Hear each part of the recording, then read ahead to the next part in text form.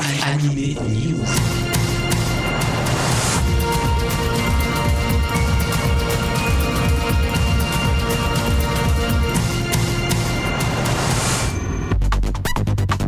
Salut à tous, c'est Alex sur Générique Kids et il est l'heure d'Anime News, votre flash d'infos hebdomadaire avec le manga, l'animation japonaise.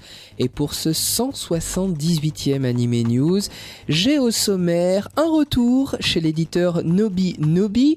Je vous parlerai de shoujo manga du côté de chez Soleil Manga, d'une sortie chez Kiun, de quelques mangas chez Glénat, et puis après nous consacrerons la fin de cette Anime News aux nouvelles séries qui arrivent en simulcast avec ADN et Crunchyroll.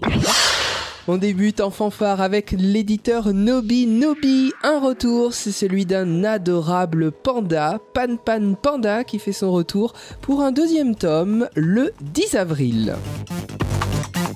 Il est tendre, il est adorable, il est accompagné de plein de copains. Rendez-vous donc avec Pan Pan Panda dans ce deuxième tome, aussi craquant que le premier. On fête le printemps au Japon avec les cerisiers en fleurs. Voici donc ce second tome de Pan Pan Panda à ne manquer sous aucun prétexte. C'est à partager avec les plus jeunes, avec vos enfants. N'hésitez pas, c'est vraiment un bonheur, c'est coloré. C'est chez Nobi Nobi et ça sort le 10 avril. Chez Soleil Manga, à présent, c'est un rendez-vous shoujo avec le premier tome de Forever My Love, un manga signé par Chihiro Kawakami. Comme beaucoup de shoujo, cette histoire se déroule dans un lycée et la jeune Fumi n'a que 17 ans. Pourtant, elle vit déjà une histoire d'amour avec un garçon, Hayato. Ce jeune homme est le garçon de ses rêves. Il est beau, il est vraiment charmant. Mais manque de chance, il est d'un égoïsme démesuré, il est désagréable, il la fait souffrir, il est sincèrement méchant. Il va même jusqu'à flirter avec d'autres filles et jusqu'à la tromper, mais qu'est-ce qu'elle lui trouve ? On peut se demander en lisant ce manga. Mais petit à petit, en feuilletant l'histoire de Fumi et de Hayato, vous découvrirez que les choses sont un peu plus complexes que ça, et même si elle se demande souvent pourquoi elle ne le laisse pas tomber, elle revient inévitablement vers lui. C'est romantique, bien entendu. C'est passionnant, ça s'appelle Forever My Love, c'est du pur shoujo. On se laisse entraîner par l'histoire. C'est signé par Chihiro Kawakami et c'est aux éditions Soleil Manga depuis le 2 avril. Et toujours chez Soleil Manga, toujours dans le même style shoujo, le second tome de How Do You Love Me est disponible depuis début mars. Si vous ne l'avez pas, procurez-vous-le. Surtout si vous avez aimé le début de l'histoire. On suit toujours Iori qui coule de beaux jours en compagnie de Sasamoto.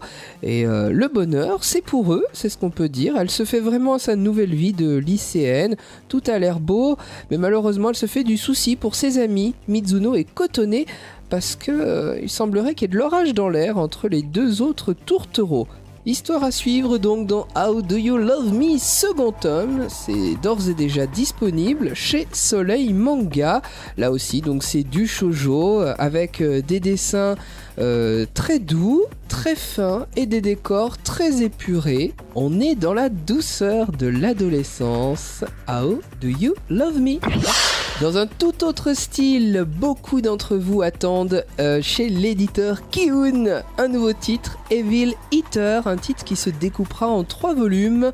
C'est donc chez Kiun, je l'ai dit, ce sera à partir du 10 avril et nous sommes dans un Tokyo totalement futuriste où des scientifiques ont découvert le moyen de ramener des morts à la vie. Manque de chance, pour chaque personne qui revit, une autre personne doit être sacrifiée et donc c'est en toute logique que les autorités ont décidé de réserver ce système, cette avancée, au système judiciaire.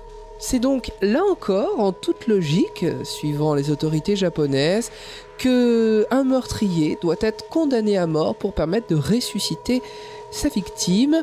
Mais manque de chance, les revenants, qui sont appelés les returners, ne se comportent pas tout à fait comme avant.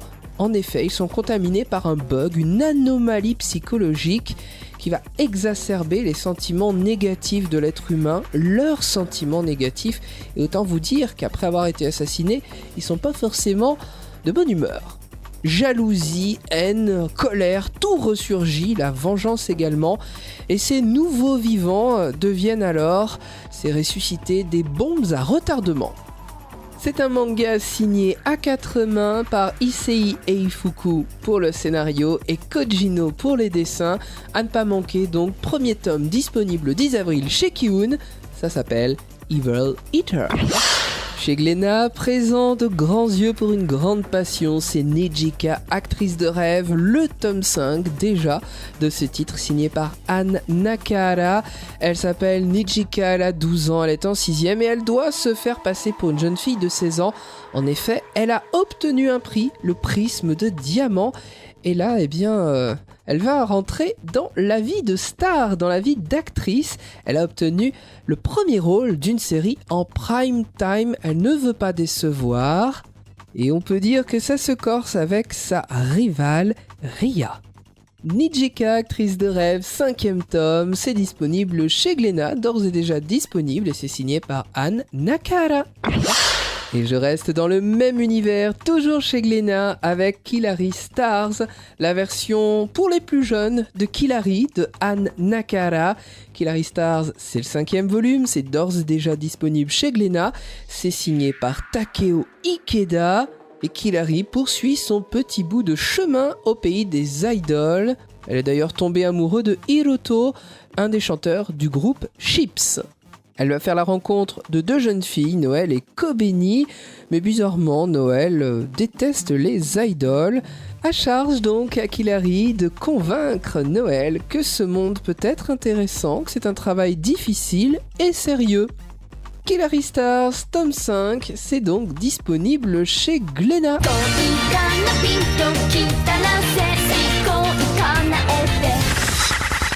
Les bébés sont en progrès chez Glénat, voici que s'avance le tome 3 de Babysitters, un joli coup de foot que je vous recommande, c'est un manga signé par Hari Tokeino.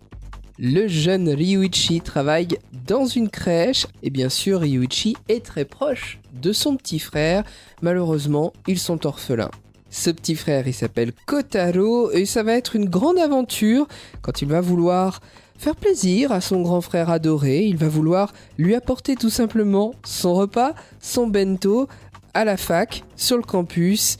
Et alors là commence pour Kotaro une immense aventure, c'est absolument délicieux, c'est délirant. On rigole bien en lisant ce titre, on est attendri, c'est plein de bons sentiments. Et puis c'est vraiment sympa de suivre l'évolution de ces petits bouts de chou à la crèche. Babysitters, je vous le recommande, tome 3, disponible chez Glénat. Glénat toujours avec des séries nostalgiques, Dragon Ball Z et ses animés comics poursuivent leur petit bout de chemin. C'est déjà le 7e film, l'offensive des cyborgs. 3 cyborgs du docteur Gero qui viennent attaquer Sangoku et ses amis. Ils sont en Super Saiyan, Trunks, Sangoku, Vegeta. C'est toujours un plaisir de les retrouver, de retrouver une de leurs aventures. C'est donc une version animée comics, l'offensive des cyborgs. C'est disponible chez Glénat.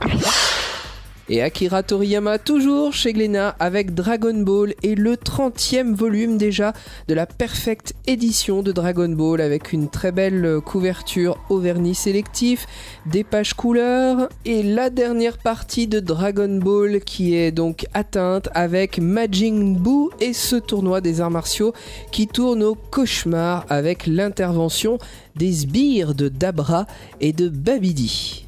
Tout ça dans le but de réveiller l'immonde démon Majin Buu.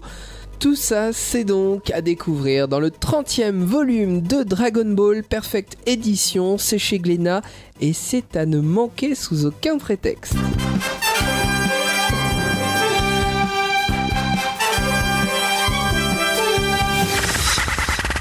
Les simulcasts débarquent en fanfare, c'est normal, c'est la rentrée au Japon, nous sommes en avril. Bientôt seront diffusés sur ADN l'animé de Brynhild in the Darkness. Vous vous souvenez peut-être, le manga est sorti en France chez Tonkam en septembre dernier, donc adaptation en animé bientôt sur ADN, ainsi que Flag Story, l'histoire d'un jeune homme qui a un don incroyable, qui est capable de voir le futur de ceux qui l'entourent sous la forme de petits drapeaux. En tout cas, là, il va être accompagné de jolies jeunes filles, là où il habite. Ça s'appelle donc Flag Story. Et puis la troisième série, ce sera du tennis. Ça s'appelle Baby Steps. Et donc, c'est tout simplement un jeune homme, Eiichiro, super intelligent, qui rencontre un jour une raquette de tennis. À surveiller donc la plateforme ADN Anime Digital Network pour ces 3 séries. Depuis le mois d'octobre dernier, vous avez certainement découvert un nouvel acteur dans le monde de l'animation japonaise en France. Il s'agit de Crunchyroll. C'est un site, une plateforme sur laquelle vous pouvez visualiser des dessins animés et c'est aussi surtout le leader mondial de la diffusion en ligne d'animation japonaise et de contenu de médias asiatiques. Crunchyroll est surtout connu aux États-Unis, mais depuis le mois d'octobre donc, il permet de découvrir ces séries en France. Déjà 19 séries inédites sont visibles en simulcast. Si je vous parle de Crunchyroll aujourd'hui, c'est que la rentrée japonaise se fait aussi sur Crunchyroll. Beaucoup de séries débarquent, beaucoup d'annonces et de débuts de diffusion ont été faites la semaine dernière. Les abonnés premium peuvent visualiser la série quasiment en même temps que le Japon. Et l'accès gratuit à ces séries se fait une semaine plus tard. Alors dans ce qui a commencé déjà le 3 avril, il y a la série, c'est une comédie, une série qui s'appelle Inugami-san to Nekoyama-san. Une comédie donc avec 2 jeunes filles, une première adore les chats mais elle se comporte comme les chiens et l'autre c'est l'inverse. Celle-là elle est donc à découvrir tous les jeudis. Ensuite on a une autre comédie un peu plus fantastique, celle-ci, Kagami no Asobi. Elle a démarré le samedi 5, un nouvel épisode donc tous les samedis, avec une lycéenne, prêtresse d'un temple shinto, qui s'appelle Yui. Troisième série, très attendue celle-ci, JoJo's Bizarre Adventure Stardust Crusader. Elle a commencé le 4 avril, donc un nouvel épisode sera disponible tous les vendredis. Dans un autre style, Heroic Fantasy cette fois-ci, Blade and Soul, c'est une nouvelle série que vous retrouverez tous les jeudis. Alors exceptionnellement, elle a démarré le samedi 5 avril, mais ensuite rendez-vous donc les jeudis sur Crunchyroll pour cet univers tiré d'un MMORPG. C'est d'ailleurs la toute dernière production du studio Gonzo. On peut dire qu'il y en a vraiment pour tous les goûts, puisqu'après on passe à de la science-fiction avec Kenzen Robo Daimi Dialer. Et on retrouve un jeune homme, Koichi, un lycéen, qui peut piloter un robot pour défendre l'humanité contre l'ennemi de la Terre, l'Empire des Pingouins. Ça, c'est une production du studio TNK. Et puis pour ceux qui aiment l'univers du lycée, rendez-vous tous les lundis à partir du 7 avril à 20h avec Love Live School Idol Project. Cette fois-ci, c'est une production du studio Sunrise. Je change de style à nouveau avec du psychodrame, ça s'appelle Selector Infected Weak Sauce. Des jeunes filles, un jeu de cartes et certaines jeunes filles qui entendent les voix des cartes. Ce sera donc chaque jeudi à 21h sur Crunchyroll. Exceptionnellement, ça a débuté là le vendredi 4 avril. Et puis la dernière des dernières, eh bien c'est Mushishi, toujours donc en simulcast. Vous connaissez la première saison produite en 2005-2006, est disponible en DVD chez Black Box et en Blu-ray également. 26 épisodes pour cette première saison. Et bien cette fois-ci, c'est la seconde saison que vous découvrez chaque vendredi. Ça a débuté le 4 avril donc sur Crunchyroll et donc Mushishi adapté du manga de Yuki Urushibara. Les Mushis, ce sont de petits êtres primitifs, ils ont des pouvoirs hors du commun, Ils sont à la frontière entre des êtres vivants et des êtres inertes, des choses inertes. Les humains ne peuvent quasiment pas les distinguer, mais leur existence n'est jamais sans conséquence. Et Mushishi, c'est l'histoire de Ginko, un homme assez bizarre, assez taciturne, qui est un Mushishi. Il est un expert en Mushi et son don lui permet de les voir. Il va essayer de les faire cohabiter avec les humains et il parcourt le Japon de village en village, à découvrir donc dans cette saison 2 de Mushishi sur Crunchyroll. C'est la fin de ce 178e Anime News. Je vous remercie de nous avoir suivis. Je vous rappelle que notre page Facebook d'Anime News vous permet de vous tenir informé vraiment au jour le jour de toutes ces nouvelles sorties, de ces simulcasts, puisqu'il y a vraiment des news qui sortent tous les jours et c'est toujours intéressant de ne pas les manquer. Et puis, n'hésitez pas à liker la page de Generic Kids et à faire un tour sur generickids.fr. On a plein de choses, des replays à vous réserver. Et d'ailleurs, le replay vidéo chaque semaine, eh bien c'est sur Generic Kids, c'est aussi sur Dailymotion et YouTube. Et puis, le second rendez-vous animation japonaise sur Generic Kids, c'est avec Anime Story. Chaque semaine, je vous parle d'une série que vous avez aimé et adoré, chaque mercredi à 21h et c'est rediffusé jusqu'au dimanche à 17h. Après cette moisson de nouvelles, je vous laisse vous reposer en musique à l'écoute de Generic Kids. Les programmes se poursuivent, vous êtes sur Generic Kids, vous êtes bien, alors restez-y.